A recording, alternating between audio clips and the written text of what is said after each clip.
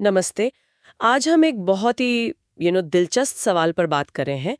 क्या सच में हमारे शरीर में ही बीमारियों से लड़ने और खुद को ठीक करने की कोई कोई छिपी हुई ताकत है? हम्म।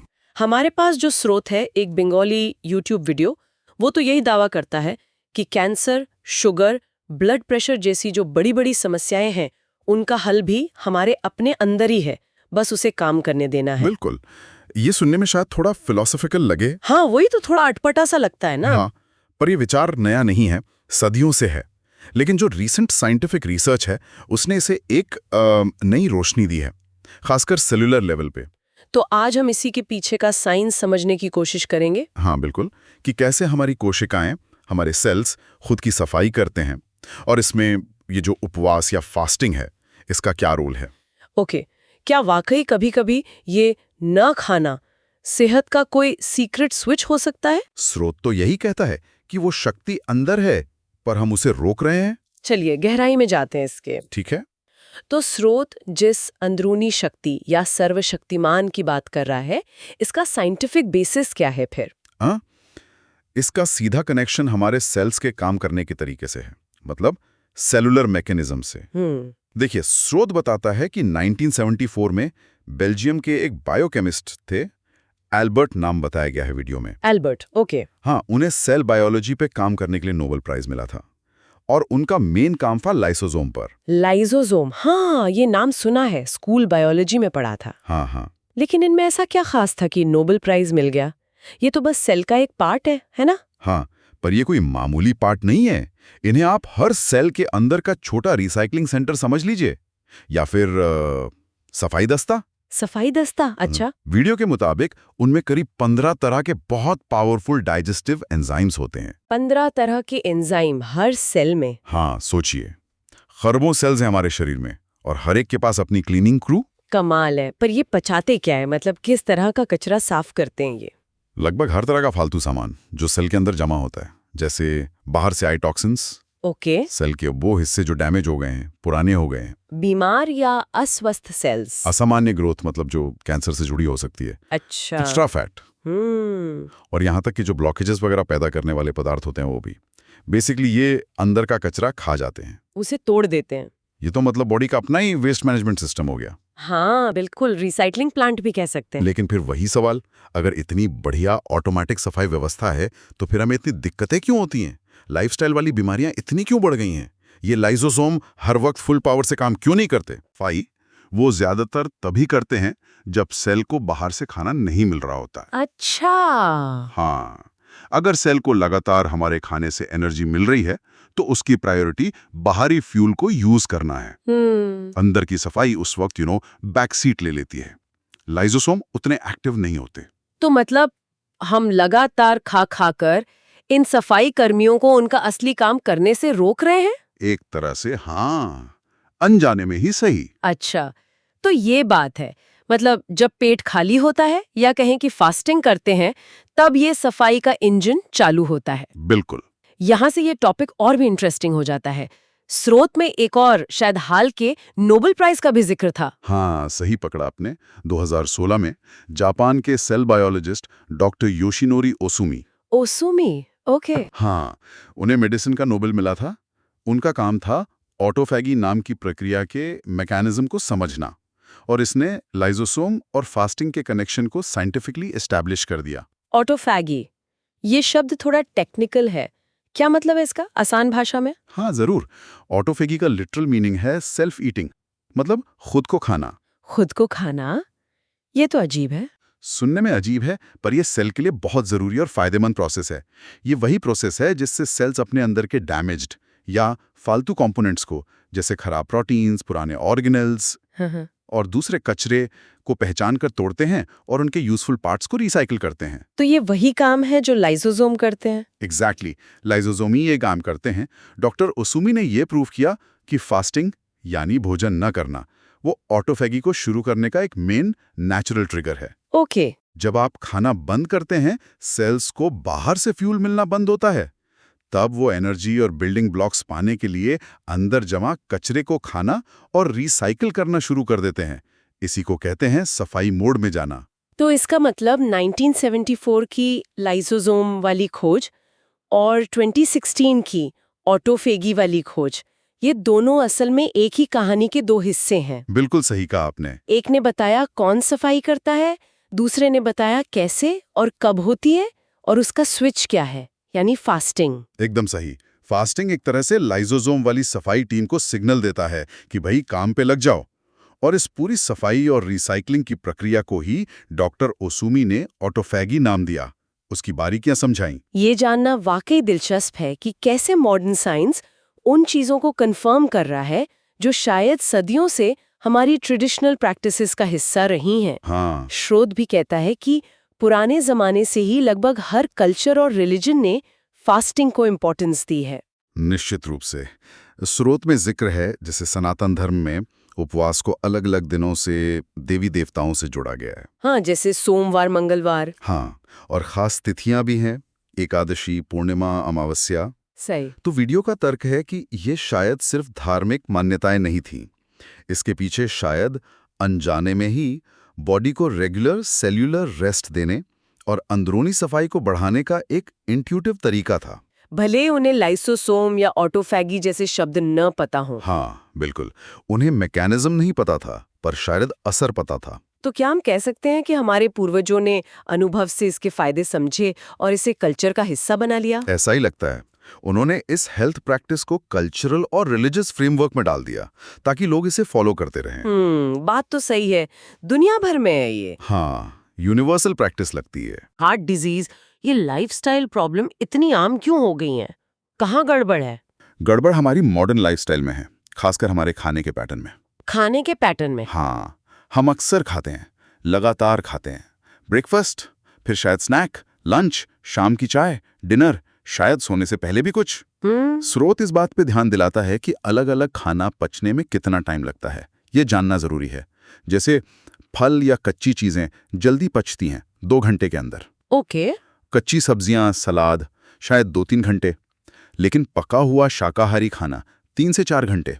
अनाज, कार्ब्स जैसे रोटी, चावल, दाल, वो 5-6 घंटे या ज्यादा भी ले सकते हैं। और नॉनवेज? और नॉनवेज, खासकर रेड मीट, उसे तो 8 घंटे से लेकर स्रोत के मुताबिक कभी-कभी 48 घंटे तक लग सकते हैं।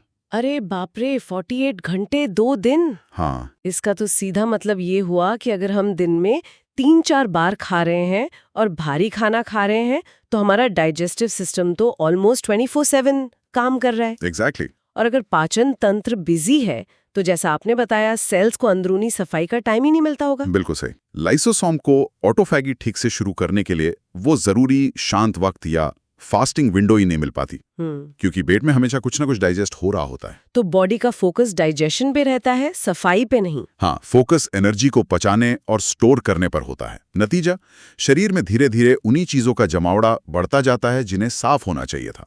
Toxins, damaged parts, extra fat. Video का तर्क है कि यही जमाव आगे चलकर मोटापा, insulin resistance, heart disease, inflammation और शायद कुछ तरह के कैंसर में भी रोल प्ले करता है। मतलब कई मॉडर्न बीमारियों की जड़ में लाइसोसोम का ठीक से काम ना कर पाना है। बिल्कुल सही। तो अगर कोई सुनने वाला इससे इंस्पायर होकर कुछ करना चाहे तो प्रैक्टिकल स्टेप्स क्या हो सकते हैं? इस ऑटोफेगी को असल जिंदगी में कैसे शुरू करें? स्रोत कुछ तरीके बताता है। हाँ। स्रोत कुछ प्रैक्टिकल सुझाव देता है और ये जरूरी है कि कहीं से शुरू करें। मेन गोल है बॉडी को रेगुलरली एक ऐसी विंडो देना जब वो बाहरी खाना पचाने से फ्री हो, ओके। ताकि वो अंदर की सफाई और रिपेयर पर फोकस कर सके। तो कुछ पॉपुलर तरीके हैं? एक तो है इंटरमिटेंट फास्टिंग, रुक कर उपवास। हाँ, ये आजकल बहुत सुना है। हाँ, डॉक्टर ओसुमी के काम के बाद ये काफी पॉपुलर हुआ है। हाँ, सबसे कॉमन है 16-8 मेथड, मतलब 16 घंटे फास्टिंग और 8 घंटे की ईटिंग विंडो जिसमें आप खाते हैं।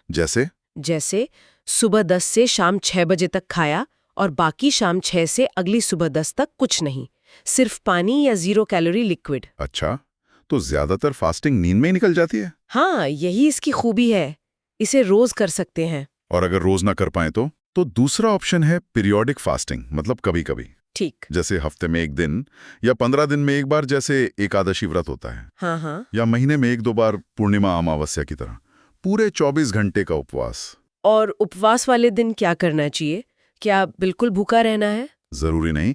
अगर पूरा भूखा रहना मुश्किल लगे तो स्रोत कुछ हल्के ऑप्शन देता है। केवल पानी पीकर उपवास कर सकते हैं।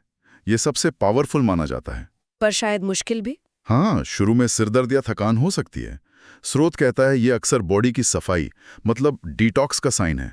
ओके, और क्या ऑप्शन है? या फिर सिर्फ ताजे फलों का रस पीकर रह सकते हैं, बिना चीनी वाला। हाँ। या सिर्फ कच्चे फल और सलाद खाकर दिन बिता सकते हैं।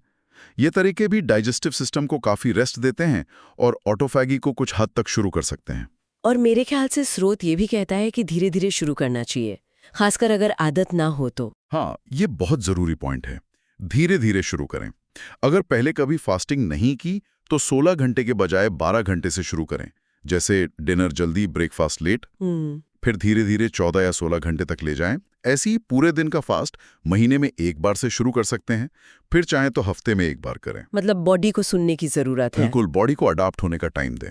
थोड़ा सा भी रेगुलर एफर्ट कुछ ना करने से बहुत बेहतर है। लक्ष्य बस ये है कि लाइसोसोम को रेगुलर इंटरवल पर काम करने का मौका मिले। ठीक है, मान लीजिए कोई इन तरीकों को अपनाता है, तो स्रोत के अनुसार क्या हेल्थ बेनिफिट्स एक्सपेक्ट कर सकते हैं? ये ऑटोफैगी असल में बॉडी के लिए क्या क्या अच्छा करती है? स्रोत कई पोटेंशियल बेनिफिट्स बताता है। सबसे पहले बॉडी से टॉक्सिन्स और मेटाबॉलिक वेस्ट हटना। Okay, detox. हाँ, डैमेज्ड पुरानी सेल्स हटती हैं तो नई हेल्दी सेल्स के लिए जगह बनती है। ये एबनॉर्मल सेल ग्रोथ जो कैंसर का कारण बन सकती है, उसे रोकने में हेल्प कर सकता है। ब्लड वेसल्स में ब्लॉकेज कम हो सकते हैं, एक्स्ट्रा फैट कम हो सकता है तो वेट मैनेजमेंट में मदद। कुछ लोगों को जॉइंट पेन, माइग्रेन जैसी इन्फ्लेमेटरी प्रॉब्लम्स में भी आराम मिल सकता है। अच्छा। स्रोत तो यहां तक हिंट करता है कि ऑटोफेगी का सही चलना न्यूरो डीजेनरेटिव बीमारियां जैसे अल्जाइमर, पार्किंसंस और डिप्रेशन, एंजाइटी जैसी मेंटल हेल्थ कंडीशंस के लिए भी फायदेमंद हो सकता है, क्योंकि ये ब्रेन सेल्स को भी हेल्दी रखती है। तो ये बॉडी की अपनी रिपेयर, रिसाइकलिंग और रिजुविनेशन प्रोसेस को बूस्ट करता है। हाँ, संक्षेप में यही कह सकते हैं। ये फायदे सुनने में तो बहुत अच्छे लगते हैं, लेकिन क्या कोई रिस्क भी है? स्रोत कुछ सावधानियों के बारे में बताता है? हाँ बिल्कुल, स्रोत सावधानी बरतने की सलाह देता है और ये इंपॉर्टेंट है। फास्टिंग, खासकर लंबी फास्टिंग, एक पावरफुल बायोलॉजिकल प्रोसेस है। इसे लापरवाही से नहीं करना चाहिए। ठीक है। इसे हमेशा करने की जरूरत नहीं होती। बॉडी के सिग्नल सुने। हो सकता है कुछ टाइम बाद उतनी लंबी फास्टिंग की जरूरत ना रहे। और सबसे जरूरी, अगर कोई लंबी फास्टिंग जैसे 24 आवर्स से ज्यादा सोच रहा है या किसी को कोई सीरियस हेल्थ प्रॉब्लम है जैसे type 1 diabetes, heart problem, kidney issue, eating disorder, हाँ, या कोई प्रेग्नेंट है या ब्रेस्ट फीडिंग करा रही है, तो उन्हें फास्टिंग शुरू करने से पहले डॉक्टर से सलाह जरूर लेनी चाहिए। ये बहुत जरूरी है। हाँ, बॉडी को एनर्जी चाहिए। फास्टिंग में वो स्टोर्ड एनर्जी यूज करती है, पर वो स्टोर्स लिमिटेड हैं। हाँ, तो हमेशा समझदारी से और जरूरत हो तो मेडिकल गाइडेंस में करें। तो अगर हम इस पूरी चर्चा को समराइज करें, हाँ, तो मेन मैसेज ये लगता है कि हमारी बॉडी में ही एक कमाल का इनबिल्ट क्लीनिंग और रिपेयर सिस्टम है। हाँ, लाइसोसोम्स जो ऑटोफैजी चलाते हैं, हाँ, और हम इसे एक्टिवेट कर सकते हैं जानबूझकर, कुछ समय खाना ना खाकर। हाँ, और ये सिर्फ कोई नई बात नहीं है, बल्कि पुरानी परंपराओं से लेकर नोबेल प्राइज विनिंग साइंस तक सब इसे सपोर्ट करते हैं। सही कहा। ये हेल्थ को देखने का एक अलग नजरिया देता है। शरीर की खुद को ठीक करने की क्षमता पर फोकस। बिल्कुल। और यहाँ जो सबसे इंटरेस्टिंग बात है वो है पर्सपेक्टिव का शिफ्ट। फास्टिंग को सिर्फ खाने की कमी या एक तरह की सजा ना देखें, बल्कि इसे सेल्यूलर लेवल पर रिन्यूअल, रिपेयर और डिटॉक्सिफिकेशन का एक एक्टिव फायदेमंद प्रोसेस समझें। शरीर को हील होने का मौका देना। हाँ, एक्टिवली मौका देना। और जाते जाते सुनने वालों के लिए एक विचार, क्या किसी स्ट्रिक्ट फास्टिंग रूल को अपनाए बिना भी सिर्फ इस बात के प्रति ज्यादा अवेयर होना कि हम कब खाते हैं, कितनी बार खाते हैं और 2 मील्स के बीच कितना गैप रखते हैं, क्या ये भी हमारे रोज के सेल्यूलर हेल्थ पर पॉजिटिव असर डाल सकता है? ये बहुत अच्छा पॉइंट है। शायद सिर्फ खाने की टाइमिंग और फ्रीक्वेंसी पर थोड़ा ध्यान देना, ये भी हमारे अंदर के उन सफाई कर्मियों को बेहतर काम करने में मदद कर सकता है, बिना किसी बड़े बदलाव के। हाँ, इस पर सोचा जा सकता है।